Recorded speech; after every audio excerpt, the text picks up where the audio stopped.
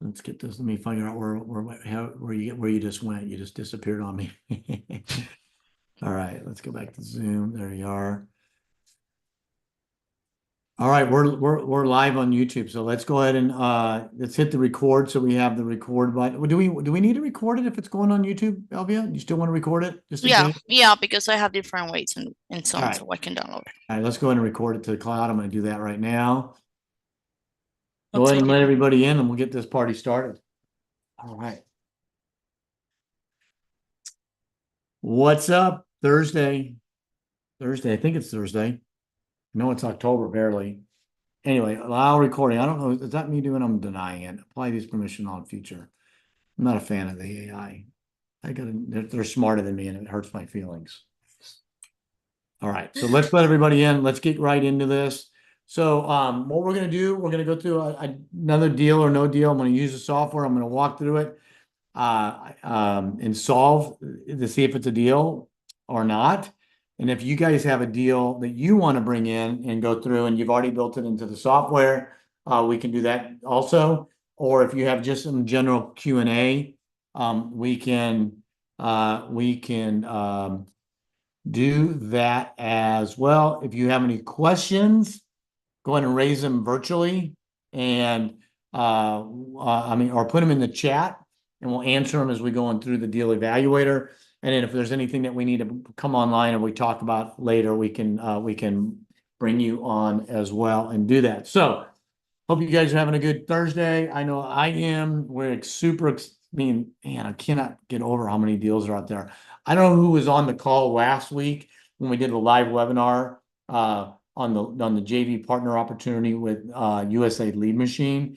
Guys, if you guys are already doing deals and you know how to structure creative financing deals, either with sub-2, seller financing, or hybrid, and you missed that call, I think it's on LV. Did they post it on that website yet? Do we know? Hopefully it is. Anyway, just put USA Lead Machine in the chat, Elvia. They can go in and follow the path, go watch the video, and if they're interested and they qualify, they can reach out to them and do it. But those the people that qualify for it will absolutely crush it because they're providing them all the leads, and all you do is rev share the back end. So go ahead and put that in there and so forth. So I am going to what else did I want to? Oh, Elvia, can you make sure that you put in the chat the registration link for Mojo Michael for the training call tonight inside the Creative Dealmaker Academy? Can Okay, you yep. put that on there as well? So Michael does a Thursday night call. He does more of the beginner level stuff on how to negotiate the deal, how to potentially figure out what works and doesn't work, maybe as a cash offer, as a creative offer. What we're doing right here and what I do is once there is a deal, determining once there's a potential deal, determining if it's a deal or not for specific kinds of exits, primarily wrap mortgages. And we're not talking about is it a wholesale deal? We're not talking about if it's a buy and hold deal.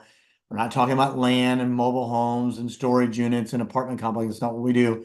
We're using this time specifically to identify a deal on the acquisition side, putting in the deal evaluator software and determining if it's a potential wrap mortgage debt structure on the back end. That's it.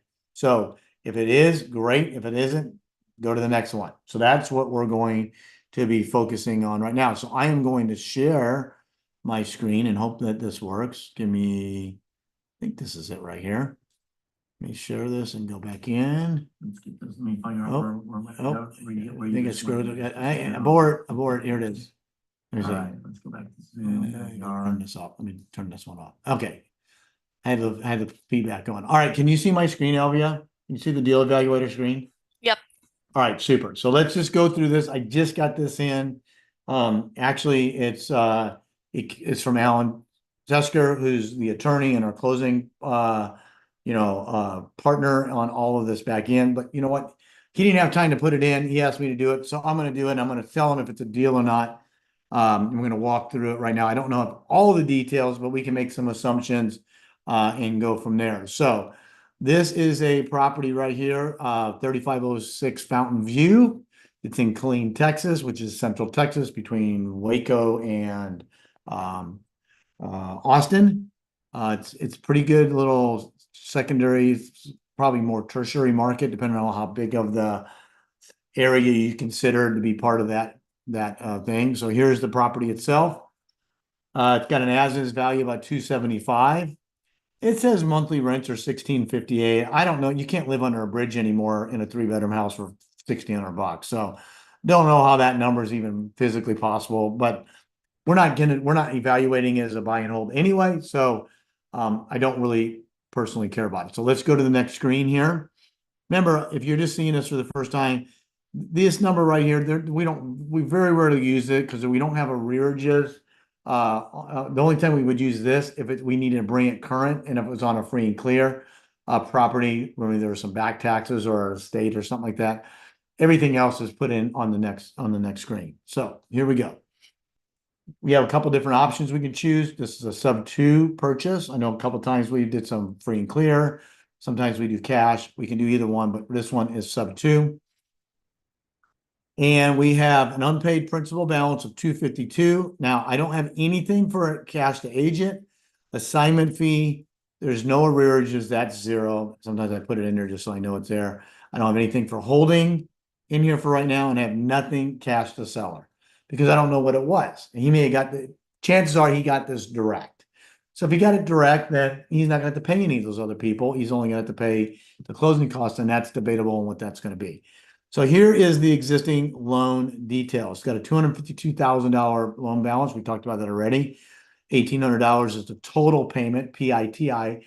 We put that in there because we do want to know when we're looking at this and we look at the total payment that our borrower is going to have to take on. We want to have an idea what the ownership cost is relative to rent. If the ownership cost is $3,000 and rent is $1,800 and the PITI on the underlying debt is $1,800, and we just want to know these numbers. So the total P&I, principal and interest, is $1,384. It's got an existing mortgage of 4.99. I think it's new conventional. It's got 342 months remaining. So it's got about a 18-month pay down. So not a lot of equity. So this deal right now does not appear to be a home run by any means. Okay. It still may work out. If this was a seller financing deal, whole different story because we can defer and we can wait longer to get paid. Not necessarily the case here. So let's go back to this. Give me 1 second here. All right. So as we go through this, we're going to go to the next screen. We're going to go to the next screen, and the next screen is we're going to talk about the sale itself. I got it at 275. So let's stop right here for a second. Let's leave the deal evaluator and let's talk about valuations and how we determine what the true value is and whether or not it passes the market test, right? Because it might pass the financial test, okay, and fail the demographic test or the geographic test, right? And it might pass the demographic or geographic test, but fail the financial test. It's got to be all three of them. All the boxes have to line up. So first thing I'm going to do here is I'm going to go, I like going to realtor.com. We talked about this before because I could see a lot of things. So here is the property right here. Okay. Fairly new construction, built in 2022. Okay. I mean, just your typical tract home. I mean, pretty nice finish outs. Somebody must be an Italian. A lot of spaghetti sauce on the counter there. I don't know what that is. Perfectly, look, you wouldn't spend a nickel on remodeling this house. You wouldn't touch it. You'd put a buyer in it right away. So it passes this test pretty easy. Then the next thing I want to do is I'm going to scroll down here.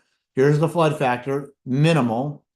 It's got a factor rating of 1. We're not going to get into the details on what the FEMA rating is. But if you're doing stuff, well, Florida just got hammered twice. North Carolina, the whole eastern seaboard got smoked.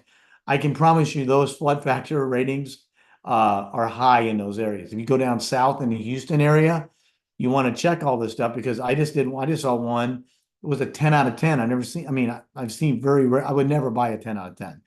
It just means it's not if it's going to flood, it's when it's going to flood. Why is that important? Because if you're putting a borrower in the property, and that's going to affect the affordability because insurance is going to go up. What really is more of a concern to me is if I'm the lender to the borrower on these deals, what happens if insurance companies no longer provide insurance in those areas? They go out of business, whatever. Now, I have to make sure that it's insured because I have underlying debt. I don't know, that's a burden that I'm really willing to take unless it's a smoking good deal. So, there again, just for consideration, there's no law that says it has to be 3 or less. You make your own decision. I'm just telling you what I do. I'm looking at 4 or less on my flood factor. And then I'm going to go see what the value of what the insurance cost is. Okay. Then we get down in the real estimate. So you can see here, this house has only been around for a couple of years. All these costs have been extremely flat right here. Okay. Then it had a big spike for whatever reason in September. It went up to 320. I mean, I don't know what caused this spike for 1 month and then it shot back down. It could have been an anomaly. A month ago, this was a $320,000 house. I find it hard to believe that it went from 270-ish to 340 back down. Not in Texas, not in this market. Okay. So I'm guessing if I'm making an informed decision, I'm probably going to refer back to right about here. And I think this number, if I go back here, I keep moving my mouse around. It's right around, I think it's right at 275. That's the number I would use. There's some other cool stuff in here, table wise and stuff. Then the next thing I want to do, so I know the value is 275. Very confident I can sell it at 275 to an owner finance buyer. The other thing I want to look at here, let me move this out of my way. I want to go in and I want to look at the ZHVI, okay? Zillow Home Value Index. You can just put that in and you can just search for it. And then I just drop the zip code in here, 76549, and it gives me $231,000. That's the median home price for that zip code. What does that mean? It just means that all the houses in that zip code, the average is $231,000. Our property is a little bit higher than that. Is that a good thing or a bad thing? Well, it just depends. I personally like my houses to be no more than about 15, maybe 20% higher than the median home price. I do not want any higher. So if you use 20%, that's another 46,000. That puts us right at 280-ish. We're right at the maximum value I would buy a house personally in this zip code based on the data that I have. I promise you there's $340,000 houses in this zip code because it's a median price. I don't want anything to do with those because they're harder to sell. And you can be in the same school district in the same neighborhoods for a $230,000 house as you could for a $330,000 house. That's my opinion. Okay. The other thing I want to look at right here, a couple of things. It says right here, I don't know if you can read that on the screen. Let's read it. It says the average value is down 1.5% over the past year. Don't really care about that because it could have been up 22% the year before and then went down up 2 points percentages. Well, it's still up 20% over the last 2 years. So I don't really put a lot of value in that. You can manipulate numbers any way you choose. But what I do care about is this very last thing where it says the average homes are going pending that are listed in 36 days. Okay. On average. Okay. Going pending. That means that when it hits the market, it's going pending in 36 days. Okay. Why is that important? Because if I buy this house and a pending takes 4 months, that means I got to have holding costs for 4 months to pay the mortgages and insurance and the risk and the liability, everything that goes along with it until I find my buyer. So that's why we want this number to be, I want it to be 75 days or less because I'm going to hold out and I'm going to think it's going to take me twice as long because I'm being conservative to find my buyer. And it's not because there's not buyers for these, it's because of what I'm going to ask in the form of qualifications, which is the down payment and the interest rate, which is going to prevent me from selling it to just anybody because I'm holding off for the cash flow by doing it. So those are the things I do. So now we know what this house is worth. We know what the flood rating is. We know what the median home price is. Now we can get back to the model and see if this is a deal or not a deal. So I'm gonna go back to the software. So I got that's how I came up with my sales price. I just showed you. This is not me coming up with 275. I'm not pulling it out of the air. I'm using third-party data analytics to tell me what the value of this property is based on historical data and future growth. Extremely confident that it's worth 275. Is it possible it's only worth 240? Yeah, but it's highly probable that it's worth 275. So I'm gonna my modeling, I'm gonna default to 10% down. And I'm going to default it at 2 notes. I'm not going to get into details on that. It's more on the exit side, but I could put one in here just the same. I'm gonna default my rate at 9.5%. It's a sub $300,000 mortgage in Texas. I'm defaulting at about 9.5%, but I will likely ask for 10, maybe 10.5%. What we model it for and what we ask and what we try to achieve are two different things. But I got to model it worst case scenario. Okay. I don't think there's any issue with me finding a buyer at 9.5%. Okay. This is the model that I'm using. And I think I can find them fairly easily because I've been doing this for 23 years and 2,000 transactions. Hasn't been a problem yet. Doesn't mean it may not be a problem tomorrow, but up until this point, not an issue. So I'm going to make sure I solve for my payments here. Okay. And right now, I only need $6,000 to do this deal because this is a direct to the seller. There's no agent involved. There's no wholesaling fee. So I get to cut out a lot of the expenses that some people that were negotiating with an agent or through a seller or a wholesaler may have to incur. Okay. So I'm going to solve it this way first and see if it even makes sense, even having the ability to go direct. So in this deal, I'm just going to leave third-party financing in here, even though I would self-fund $6,000.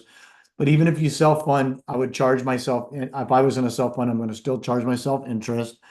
So I know for a fact right now, whether I'm borrowing $6,000 or $66,000, I can borrow money pretty quickly in a second lien position at 16% on a 60-month term without having to really think about it because I've done it hundreds of times.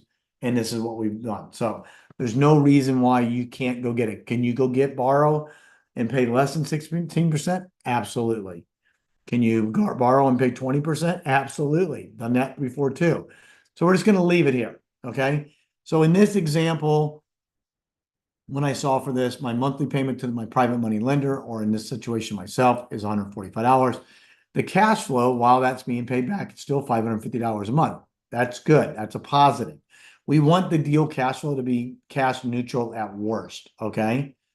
So what does that mean? It means if I wanted to take all of this and I wanted to change the term that I'm paying it back in, I could probably do this, and let's see, 12 months is probably a little aggressive. Oh, wow. So, no, can't do that. 9 months? I'm just playing with the math. 9 months. So if I take all the cash flow over the next 9 months, I pay back my $6,000. That's what it means, okay? So it doesn't matter what it is. We can just leave it there. So then we're going to get into the next screen here. And this is pretty much a neutral number. But the other number I want to see right here, for me personally, monthly net note cash flow after gap funding is paid off. So in this situation, I use $6,000. I paid it off. Whenever I pay it off, what is the net monthly cash flow that's coming in? Here it's almost $700. That's a little low for me personally. I want my personal minimum monthly cash flow to be a minimum of $800. Does this mean it's not a deal? No, because there might be a crap ton of equity in it. But as one of the variables that I'm looking at, the factors, I would like to see a minimum of $800 a month. That's one. I want to be cash neutral. That's another one. I want to be 20% of my of the median home price. That's another one. Okay. I want my cash. Well, we'll get to the next screen. I'll show you. So what else do I want to see? I want to know that over a 10-year projection, I want to have some, I want a little bit of cash now. I don't need a lot. It's cash positive. That's good. Cash flow is $77,000 over the next 10 years projected in cash flow. That's net. These are all net numbers. My 120-month payoff, which what does that mean? It means when I pay off when my borrower pays me off, and I run the amortization table and say, hey, you owe me X, then I got to go to the other amortization table that I have And the difference between those two at closing in 10 years in this example is another $22,782. Don't really care about the cash now, cash flow, cash later on an individual basis. What I do care about though is total profit, okay? I want this number to be a minimum of $100,000 in perpetuity over a 10-year projection, okay? And I want my monthly net revenue to be 800. So these are the two numbers. So I showed you 696 over here, but this is the other number because there's money that's going from cash now and cash flow. So does it pass all the tests based on this right now? So it passes the total profitability test. I'm going to work it backwards a little bit. Yes, it's over $100,000. It passes the monthly recurring net revenue test. Yes, it's over $800. These are my numbers. You might say, hey, Nick, I'm 25 years old. I'm not as greedy as you. I'm okay with $700 a month, and I'm okay with $75,000 in profit. Fine, do whatever you want to do. I don't really care. Just telling you how I use it, okay? Because here's what I do know. What happens if this only goes 60 months? Now it goes down to $52,000. Well, I'm not doing squat for $52,000, okay? So I'm intentionally. However, when I model it and I know this is my number, okay, and that's what I come up with, then that's a different story. Okay, so that's why we structure it this way. So based on this right now, I'm going to go back to the beginning and I'm going to walk through this again real quick and then we'll answer any questions. So if I go through this and I go to property purchase, I only have $6,000 in it. That's it. So this deal, if there's any more money that needs to come out of my pocket into this deal, it's not going to work if it's coming out cash. And I'll show you that here in a second. So 4.9, a little bit, that's fine. Am I okay with the sales price and the 9.5? Yeah, I'm good with that. Acquisition funding, 16%. Yes, I'm good with that. 9-month term doesn't really matter. It's going to solve within a few dollars. And then when we get to the actual profit analysis, I'm sorry, go back to funding. Cash neutral. Yeah, I mean, if I want to make this 12 months, then okay. Now it's positive cash flow while my money's paying back. Here's why I want this. For me, I solve this as close to zero as possible because I'm paying 16% on whatever this amount is over here. Well, shit, that's a lot of money. So I'm going to take my cash flow. If I take the $151 a month cash flow, think of it like me taking it, but I'm still paying 16%. So I'd rather just pay that money, pay down the debt, get it rid of it quickly. This is probably the number one mistake most people that are trying to do wraps make. They don't know how to borrow the money and they don't know how to pay it back. They try to borrow on interest only and they try to figure out how I'm going to do a DSCR loan on something they don't even own anymore. It doesn't work. So for me personally, even though let's just say for sake of argument that my private money lender was willing to give me 60 months, okay, and I'm only paying them 145, let's just leave it there. If when I go to my profit analysis, watch what happens. Let me go back to here. I got to solve this here. I got to go back to 100, 120, 52. I just want to pay this down quick because it's expensive debt. Okay, so I could take all of it and pay it down and do it. So this is a borderline deal. I give it a B based on the profit analysis right here. The monthly recurring went down a little bit. So the total profit is about the same, but the monthly goes down because the cash flow adjusts a little bit in the monthly when I changed it on the gap funding. Now, let me show you one thing. Let's just say that we find out that there's a agent involved because there is an agent involved according to the listing. It looks like it was on market. Okay. Well, let's just say that the agent is going to get $7,500, about 3%. Okay. What was the sale price? 250, say it's 250 at 3%, $7,500. Okay. Let's just say that and the seller's taking zero. Okay. Let's go update these numbers a little bit. My gap funding is going to change because it went up by $7,500. I'm going to solve this number now. Okay. So my cash flow is going to change a little bit, but what's going to change is on my exit. Look now, look, just because I had $7,500 and now my total profit's down under the $100,000 number, it's at 95,000, and my monthly recurring net revenue is under 800. Now, would I still do this deal based on these numbers? Potentially, there's some other things I'd want to take into consideration. The location of the property. I'd probably dig a little bit deeper on some other things. But I usually draw my line in the sand and go, look, it doesn't meet my $100,000 and my $800, my $100,000 net profit, and doesn't meet my $800 a month cash flow. Okay. Now, could I come back over here and modify this so this gets to 0? Let me just see what happens. I don't think it's going to make it. I don't think it's going to change. I don't think it's going to change the bottom line number hardly any at all. So let's just see. Let's go to this next screen. Darn it. The wrong button. The thing popped up. Give me a second. Hope I'm back. Okay.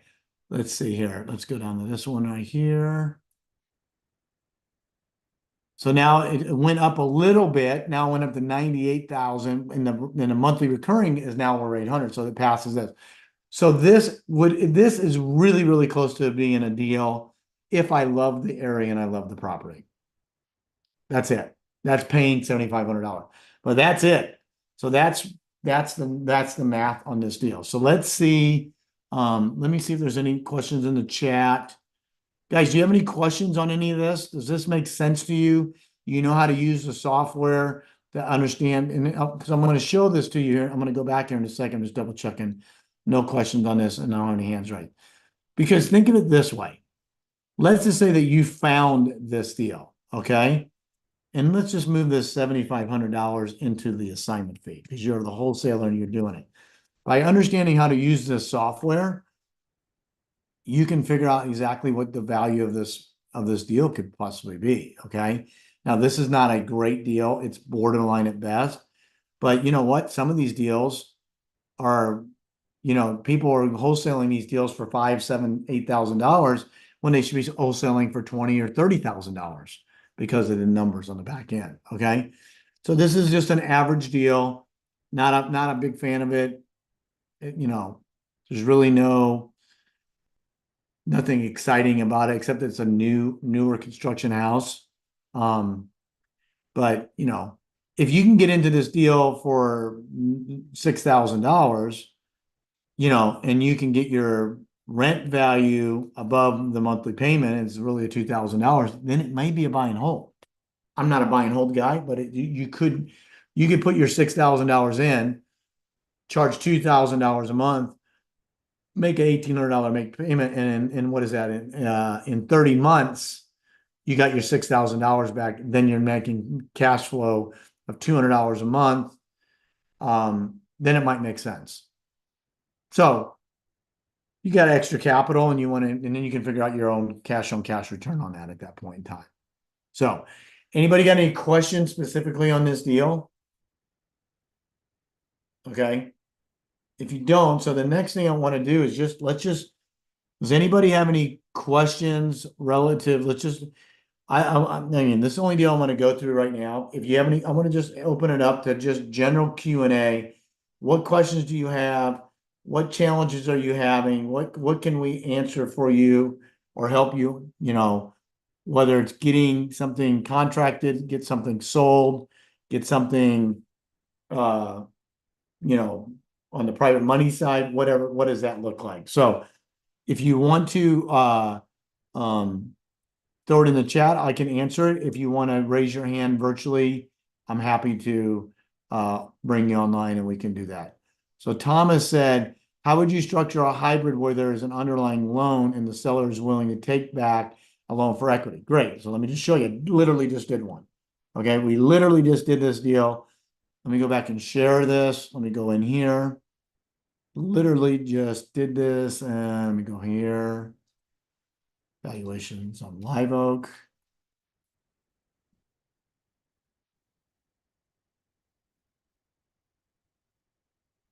Okay, so here's the one. I think we did this on a call like recently, but let me just break it down. So this, the seller has had some equity in it. So if you go to the actual purchase itself, he only owed $160,000 on this property, okay? So we gave him some of it in the form of cash, okay? And then seller carry a $34,000 almost of his equity on a $300 a month payment at 0% on a 113-month term. So we did a seller carry. So we could do it a couple different ways. We can do it as a hybrid and give it to him here. I could also give it to him with no payments and no interest and just give him a $50,000 note. And then when it gets sold or refinanced at some point in the future, do it that way. I think Pace calls it the after party. Well, I was doing it before there was even a party, man. I've been doing this strategy. This is how I carry back a lot of my equity. I'll carry it back myself. When I sell it, I'll put a 10, 20, $30,000 mortgage, a note on there as a lien, but I won't take any payments. I won't take any interest. It'll just sit there because I know the house is going to appreciate over time and I know how long they're going to potentially be in it. So this house, it's worth, let's see what the sale price is. I didn't do it on this one because this was not my deal.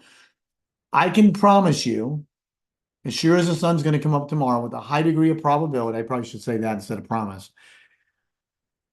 Does anybody think a $265,000 house today that was built in 2020 is going to be worth less than $265,000 in Dallas Fort Worth in 10 years? Anyone? Because I'd like you to show me, go pull 1,000 properties and look at the value today and look at the value of what they were 10 years ago and show me one property in a regular market where the property is worth less today than it was 10 years ago. It doesn't happen. It just doesn't. Where people get confused and where they don't understand, they go, oh, the market, I'm in Austin, okay? Oh, the market's down 17%. Well, who gives two rips? I could care less if it's up 17% or down 17%. Because I'm not in it for that. I'm not in it for that moment in time. Okay. Because what they fail to tell you is that, yeah, it's down 17% from last year, but they fail to tell you that it's up 97% the 4 years prior. So the way I look at it, it's up 80% over the last 4 years or 5 years. See what I'm saying? You don't lose money unless you sell it for a loss. It's like stocks, okay? If the market goes down 500 points tomorrow and your Tesla stock drops 10%, you only lose money if you sell it, but you also probably didn't buy it yesterday, okay? So you gotta be smart when you're looking at the numbers on this stuff. Real estate will only go up in value. I have yet to see it go down. Okay, now does that mean owning it is versus controlling it is better or worse? That's personal opinion. Okay, I'm not gonna comment. I will tell you this: banks own nothing and they control everything. They're all about the arbitrage because the debt's locked in. We don't really care how much this house goes up in value. We don't really care if it even goes down in value because they still owe us the money. Reason why we care if it goes down in value because it changes our risk position. That's the only really reason. So, because not our equity in the deal anyway. We're getting paid on the rate. All right. So, Thomas, I hope that answered your question. If it didn't, raise your hand again and we can bring you online. Okay. All right. Who else? We have anybody else have anything they want to add or bring in or questions or anything? Make a quick call and give you your time back. No one? Okay, Don has, let's see what Don says here. Don. 714. Don, is this the one we went over not too long ago? I don't remember what I don't know. I had another one in Utah. I think it was maybe Salt Lake. So he said in here, 714 St. George, Utah, and then under a lease option agreement. Don, you want to talk about this and ask the questions? Yeah, You want to sure. come on? That'd be All right, awesome. cool. So tell me tell me your situation and what you're trying to solve here. I talked to the seller probably like 3 months ago, back and forth, and then finally he said he wants to sell. Um, he has roughly around $100,000 in equity, roughly. Okay.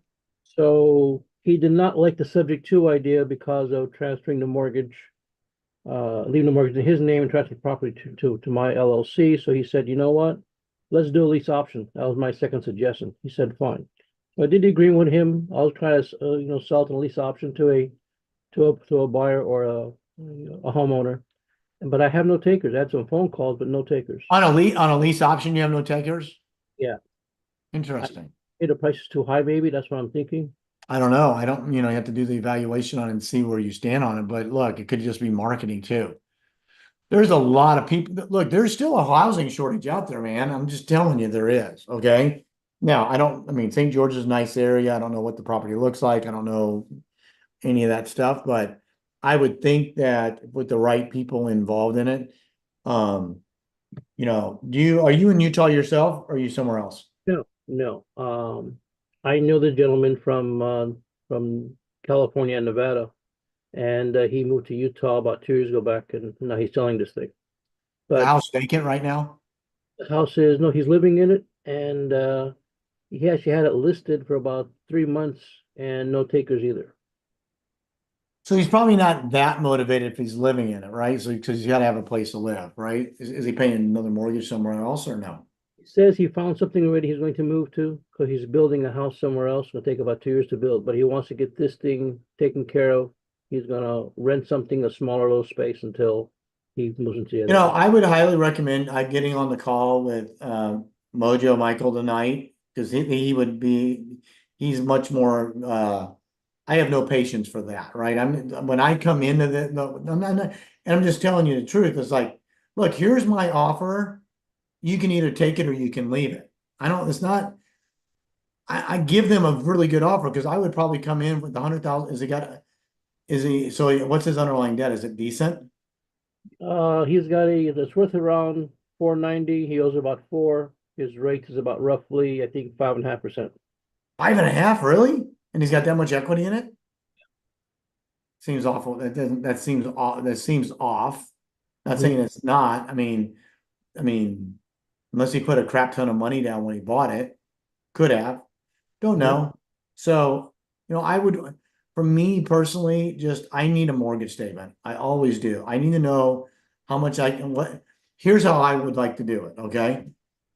I don't ever ask the seller how much they want for their house. I never have, never will. Never and I'm never saying paying cash.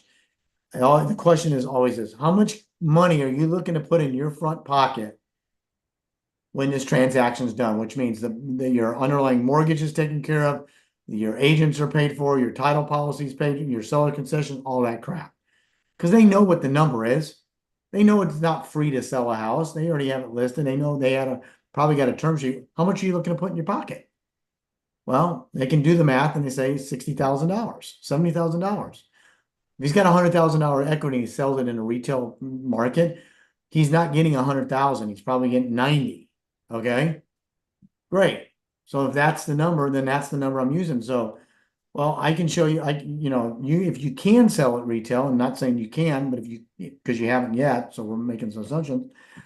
I may be able to give you more cash at closing than the 90. It might be 140. Okay, might be 120. It might be more over time because it might be a hybrid deal. Why don't you take that $100,000 and we'll pay you an interest on it or whatever. This is what we do. I mean, it's the only way that I would do it personally. I just don't get in the weeds with these guys and some deals just don't make sense. Some deals just don't make sense for this particular exit. And the exit is sell it for cash, wholesale it. It's probably at that price point. It's probably not a rental property. Hard to make money on a $500,000 property as a rental. Yeah. Just this hard. That's why people don't have nice homes as rentals because they're expensive. You have overhead, you have maintenance. You don't, it's not linear. A $1 million house doesn't rent for twice as much as a $500,000 house. And a $500,000 house doesn't rent for 3 times more than a $150,000 house does. It's a point of optimality. So you'll never get people call it 1% rent value. Well, you're never going to get that on $1 million house. I don't even think you get that in California on $1 million house. So, but, yeah, so I would just, my personal opinion, this is just my opinion.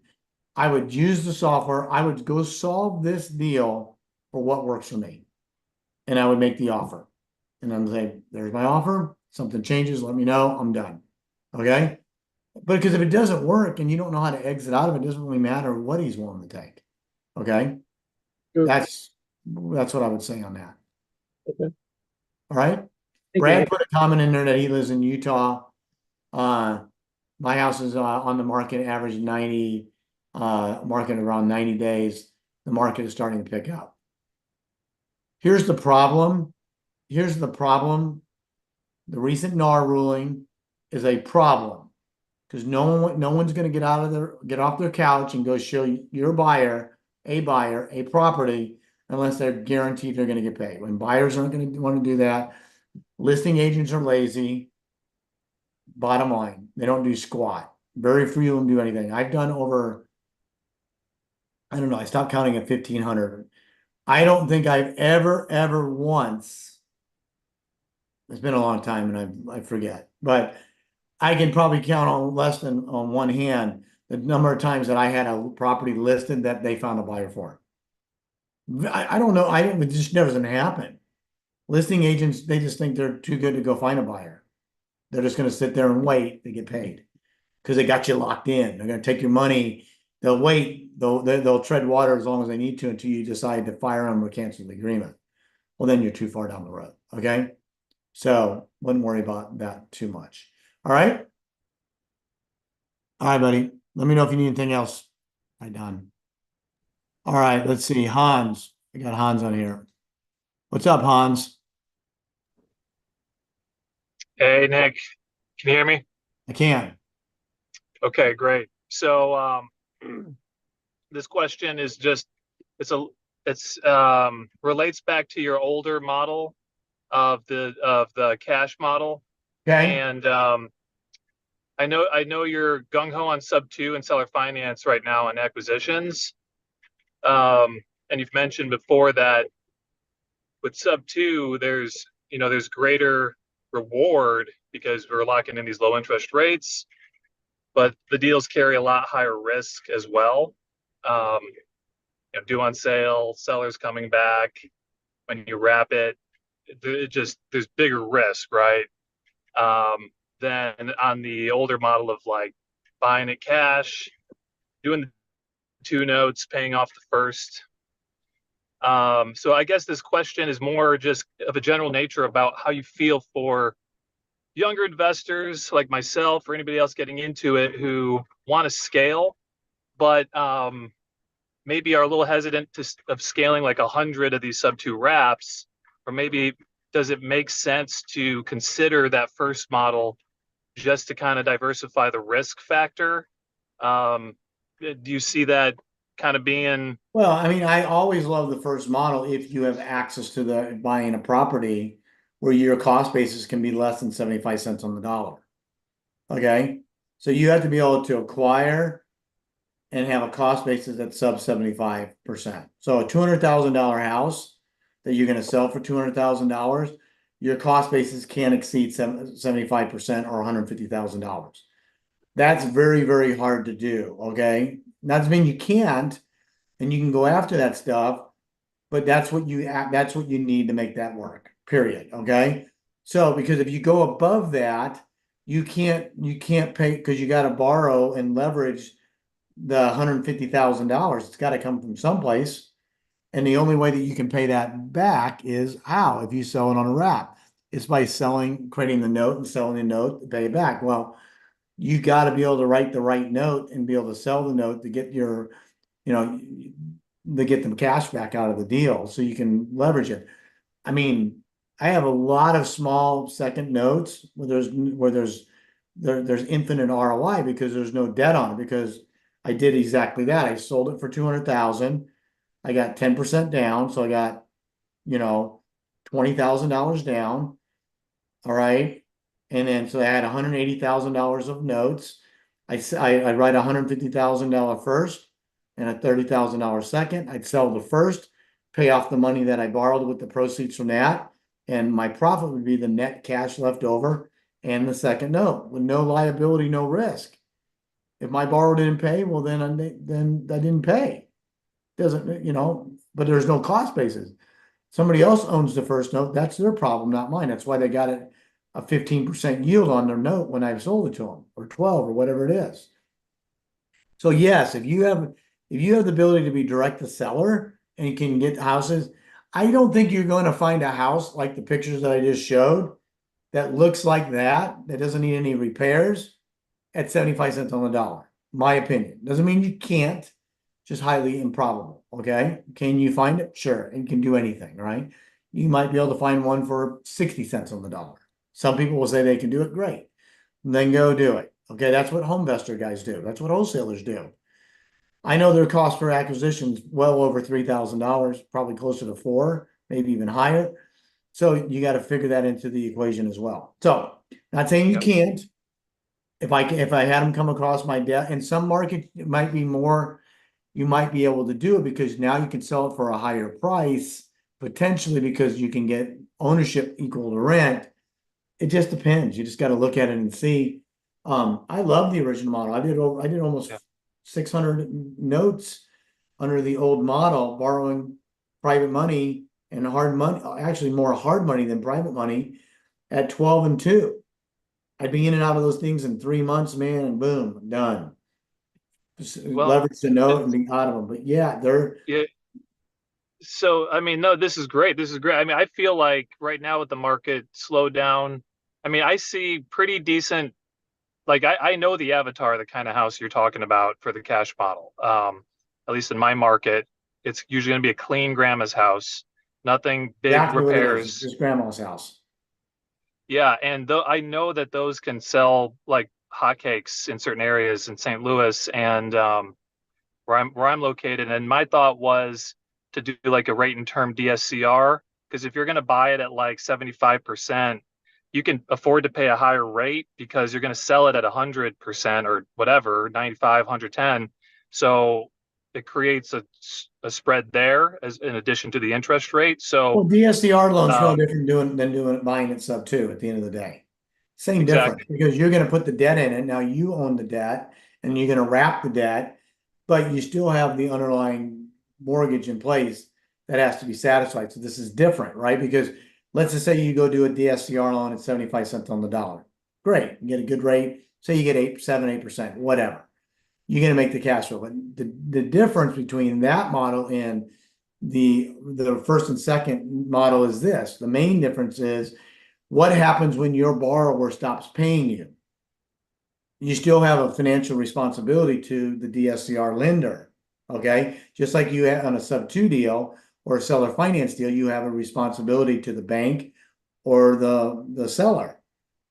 What we started talking about is entirely different. There is no liability because I don't owe anybody anything. I sold the rights of that note, the DSCR loan, for lack of a better word. I sold the note that I wrapped to pay off the DSCR loan. Now the new note buyer has to deal with the borrower that stopped paying me on the second because they stopped paying them on the first. That's not my problem. That's their problem because that's what they invested in. That's the inherent risk of being a note holder. But that's also the reason why they're only in it for the 75 cents on the dollar. They only paid $150,000 for a note that gives them a 12% return, but it's secured against a $200,000 asset. So it's not really a matter of if they're going to get paid. It might just be when. It's what banks do, okay? Because that's what a note holder is. They're basically a version of a bank. So yes, those are the trade-off, but the more risk and more baggage you have in the deal, the higher the returns are, the higher the yields are, the more cash flow you can make. That's the difference. So if you're not opposed and you know how to manage it and you set it up and you do the underwriting properly and all the stuff that goes along with it, there's nothing wrong with doing a sub 2 or seller financing. The key on where most people have the problem with it is they don't do them right. They don't have the right team around doing these deals.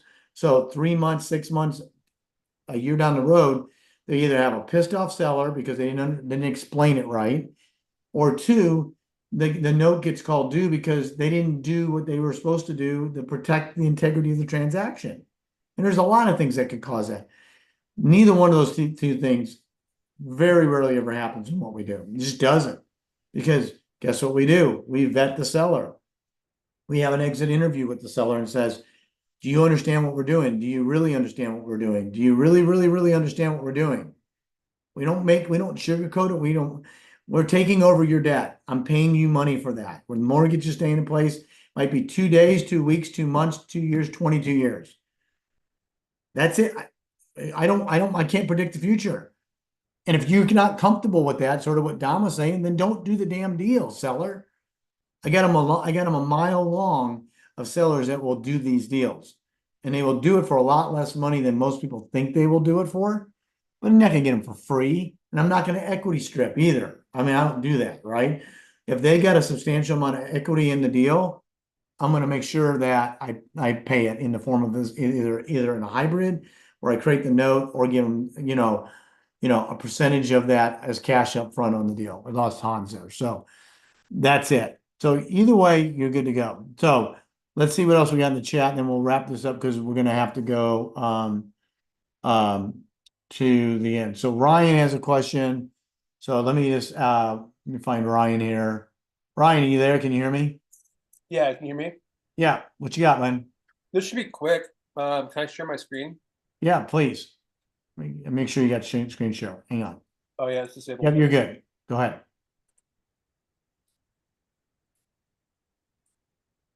So this deal is now gone, but it seemed like it might have been a good one. I just want to make sure I understood the nuance correctly. It's a hybrid,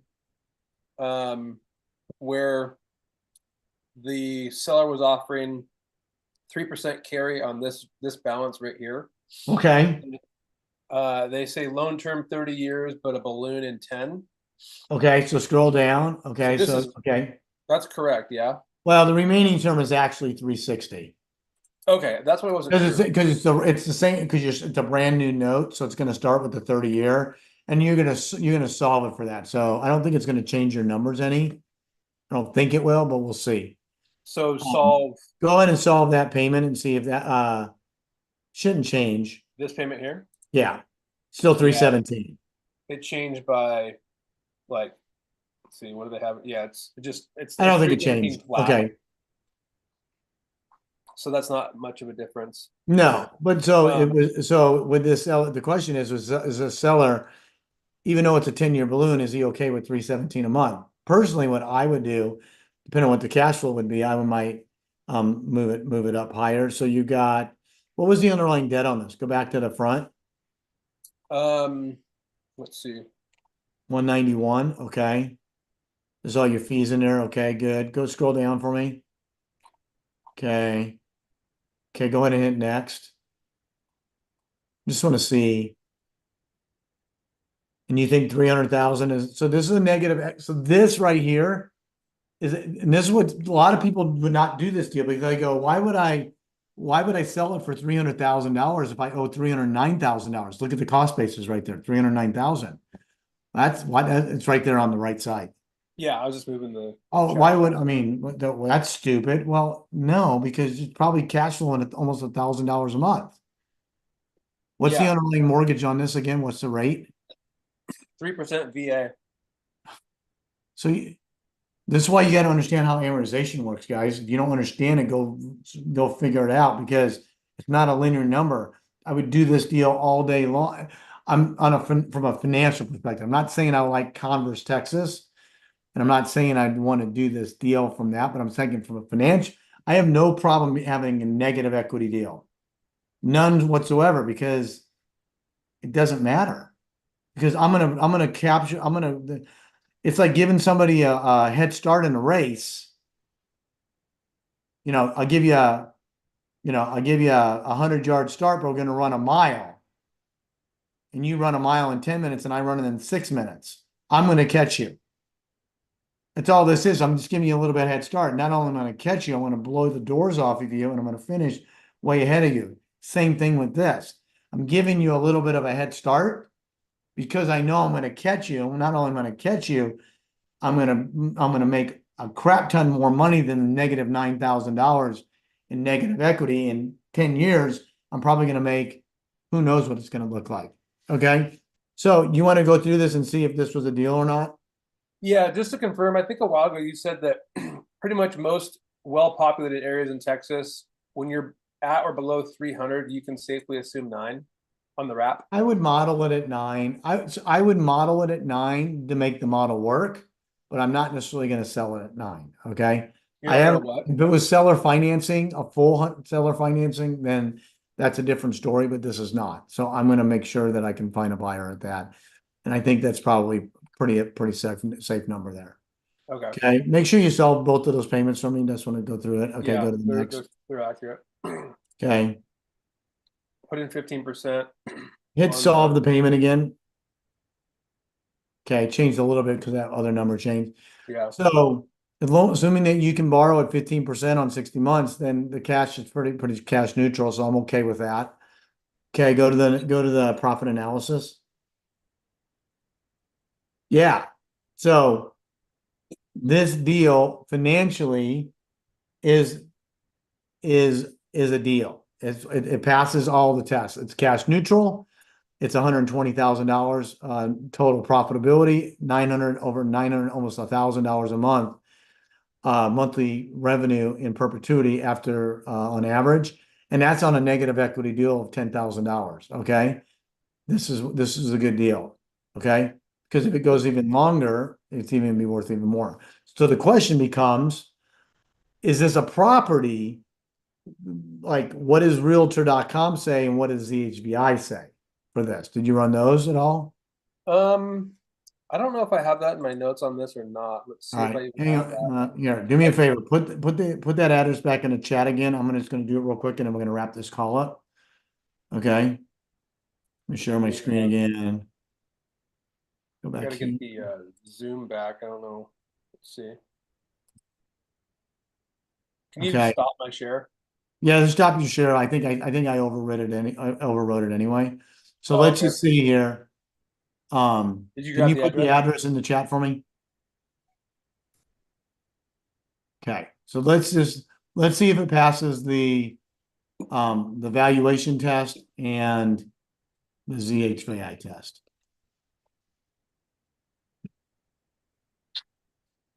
Asking 289, so here's the house. Got We like can't see the screen. 19. How old is this house? Oh, 96. Okay, I was gonna say popcorn ceilings. I go, that looks like 1990 freaking brick. So, got brass inside. I mean, it's clean. I mean, you wouldn't fix this. Wouldn't touch it. Okay, it's been on the market 57 days. Okay, it's got an HOA. I'm gonna check a couple things. Minimal environmental risk. Okay, so we're good there.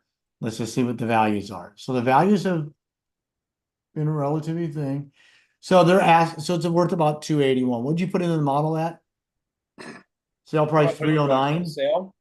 Yeah, what'd you put the sale price at? I think I 300? probably a little bit above what it should be. It's probably at let's see, I think Yeah, 300. I would not put that in the model above 280, maybe 285. You'd put I would 285. not model this above 285. Okay. And I Yeah, so think that's you gonna had it, change. I think had you it had at it at 300. You had it 300, so I would adjust it and rerun the math on it, okay? But it doesn't matter, let's just see. So the other thing I wanna do is I wanna know, what the median home price in is on it. So first of all, I would definitely set the sales price a little bit less. I'm not saying you can't ask for $300,000. I'm not saying you won't get 300,000.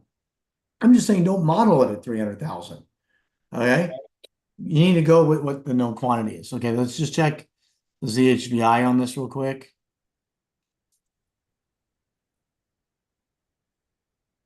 Oops, hang on.